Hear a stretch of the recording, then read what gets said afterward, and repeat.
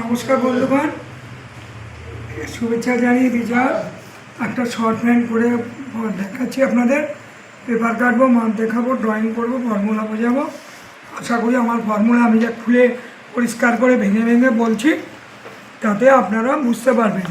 আমি ফর্মুলা করে রেখে দিয়েছি, অথচ আপনাদের বললাম না, সেরকম ড্রয়িং আমি আপনাদের করছিও না, পাঠাচ্ছিও না। আশা করি এই আমার বক্তব্যের উপর বা বোঝাবার উপর কোনো সমস্যা থাকে, ভুল থাকে, আমাকে অবশ্যই বলবেন। তাহলে প্যান্টের ড্রয়িংটা দেখাচ্ছি। দেখুন, একটা প্যান্টের মাপ নিলাম, ঝুল 9, কোমর 24, হাই 20, সিট 27, হাই 20, সিট 27, থাই 16। ঠিক আছে, এবার প্রথমে সামনে পাট করছি। এটা হচ্ছে শর্ট প্যান্ট, বাচ্চারা বিকেলে খেলতে যায় সেই ছোট ছোট প্যান্ট। বড়রাও পরে, অনেক বড় বড় ছেলেরাও শর্ট প্যান্ট পরে, যারা বল খেলে, যারা কবাডি খেলে, সব কিছু করে শর্ট প্যান্ট। বড়গুলোও দেখাবো, আজকে ছোটোটা দেখাচ্ছি। দেখুন, ছোটোটা প্রথমে দেখাচ্ছি। এ দেখুন, -1.5 করেছি, -1.5 করে যে হাই করলাম, হ্যাঁ, হাই 20 হাইতে দাগ দিলাম। ঠিক আছে, হয়ে গেল হাই। এবার ধরুন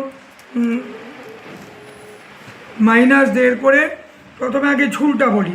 হ্যাঁ, ঝুল এই যে 9, দেখুন ঝুলটা 9, পেন্সিল দিলে ভালো হতো। ঝুল 9 + 2, এই যে এটা হচ্ছে 2, আর এই যে হচ্ছে ঝুল। ঠিক আছে, এবার হাইটাও বলে যাই। 1.5 ইঞ্চি বাদ দেবেন, কেন, পরে কোমরপটি বসাবেন। তাই হাই ভাগ 2 -1.5, হাই ভাগ 2 -1.5 হাই করলাম। এবার সামনে পাটে কোমর করলাম। কোমর কত? কোমর হচ্ছে আমার 24, 4 × 24, 6 আর 1 আমি 7 দিলাম। কেন 7 দিলাম? দেখুন, এখানে ফিটিংয়ের জন্য একটু শেপ করতে হয়, একটু শেপ করে দিই। তারপরে এখানে হাফ সেলাই করুন, এখানে হাফ সেলাই করুন, 1 খরচা হয়ে যাবে। আপনি যদি 1 ইঞ্চি প্লাস না নেন, অথচ অরিজিনাল কোমর থেকে কিছু সেলাই করে কমিয়ে দেন, তাহলে কী হবে? লাস্টে প্যান্ট না পরাতে পারবেন, না বাড়াতে পারবেন, কিছুই করতে পারবেন না। তাহলে এটা কোমর বুঝালাম। এবার হাইও বুঝিয়ে দিয়েছি। এইবার সিট ভাগ 3 যোগ 1 দিলাম। সিট ভাগ 3 যোগ 1 দিলাম কেন? সিটটা ফিটিং থাকবার জন্য। এই প্যান্টগুলো একদম টান টান ফিটিং হয়। তবুও দেখুন আমি 1 যোগ দেখালাম। কেন? এই যে সিট ভাগ 3 যোগ 1, এই যে এখানে দেখুন আমি এতটা সেলাই দেখাচ্ছি, আর এখানে আমার এতটা সেলাই যাবে, তাহলে আমার সিটটা কমে যাবে, সেজন্য আমি 1 যোগ করে করাচ্ছি। এবার দেখুন, এখানে শর্ট প্যান্টের প্রবলেম কোথায়? এখানে আপনি 1.5 বাদ দিলেন, অথচ ঝুল এখানে শেষ হয়ে গেল। আর হাইয়ের বেলায় আপনি 1.5 বাদ দিলেন, হাই এসে এখানে দাঁড়ালো। তাহলে এখান থেকে এইটুকু কাপড় নিশ্চয়ই ফোল্ড হয় না। এখান থেকে এই কাপড়টা আপনি যদি ফোল্ড করেন, তাহলে এর উপর উঠে যাবে না। তার জন্য আপনি কি করবেন? এখান থেকে এখানে তো 2 ইঞ্চি আপনি ফোল্ড করবেন বলে নিয়েছিলেন, তখন এইখান থেকে এখানে 3.5 4 দূরত্ব রাখবেন। 3.5 4 এখানে একটা ক্রস দাগ দেবেন, দিয়ে এই যে 3.5 4 নিয়ে তারপরে আপনার থাই যা দরকার আপনি থাই নিয়ে নেবেন। থাই আছে 16, তো আমি কি করলাম? 16 ভাগ 2 আর যোগ 1 রাখলাম। কেননা আমার তো এখানে এতটা সেলাই করতে কমে যাবে, এখানে শেপ করলে কমে যাবে, সেজন্য হাফ নেবেন।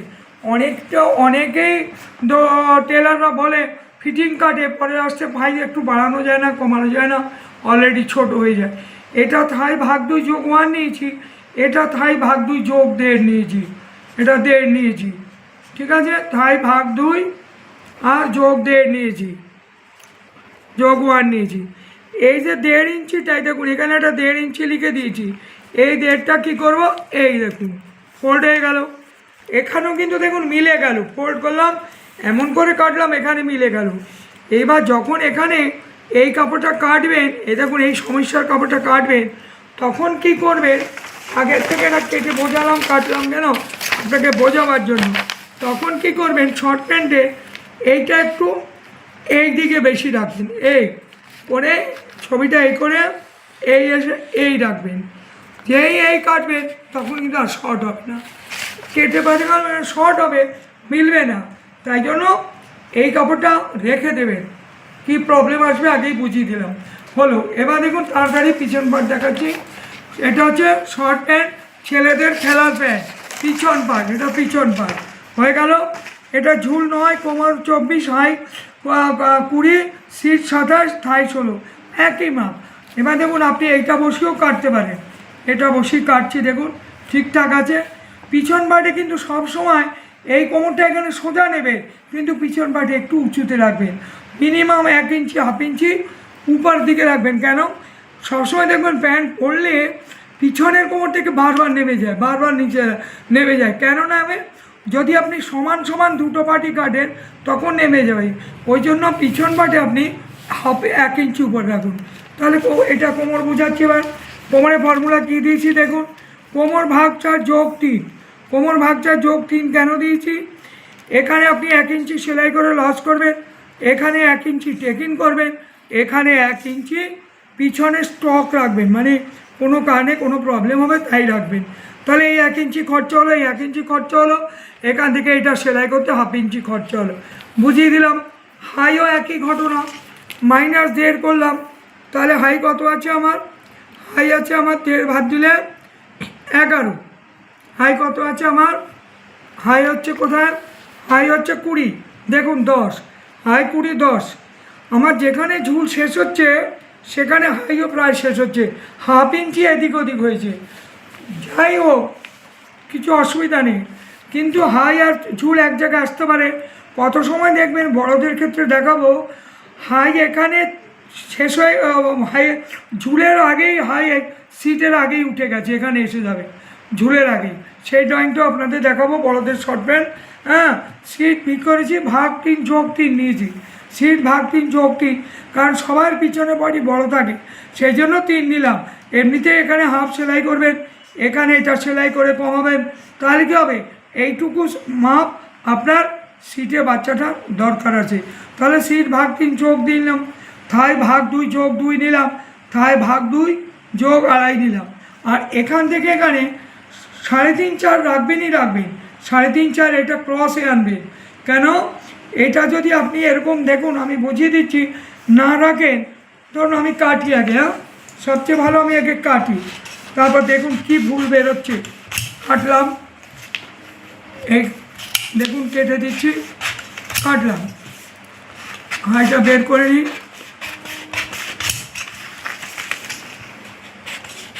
এটা হচ্ছে শর্ট প্যান্ট, সকাল বিকাল কেউ খেলতে গেলো মাঠে, সেই প্যান্ট, ঝুল -1.5 +2, ঠিক আছে। এই হলো। এইবার আপনি যদি ধরুন আমার ঝুলটা শেষ হয়েছিল এখানে, এবার দেখুন, এবার দেখাচ্ছি আসল প্রবলেম কোথায় আসবে।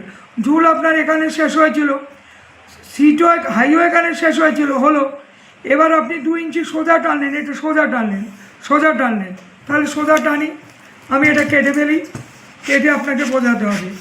এই কেটে ফেললাম। এইবার সোজা টেনে আমি যদি এটা ফোল্ড করলাম, কোথায় এলো? আপনার হাইয়ের উপরে উঠে গেল, ফোল্ডের কাপড় হাইয়ের উপর উঠে গেল। সেই জন্য যাতে হাইয়ের উপর না ওঠে, এখান থেকে এখানে 4 রাখবেন, তারপরে 2 রাখবেন, ক্রসে দাগ দেবেন, শর্ট প্যান্ট হয়ে যাবে, কোনো ভুল হবে না।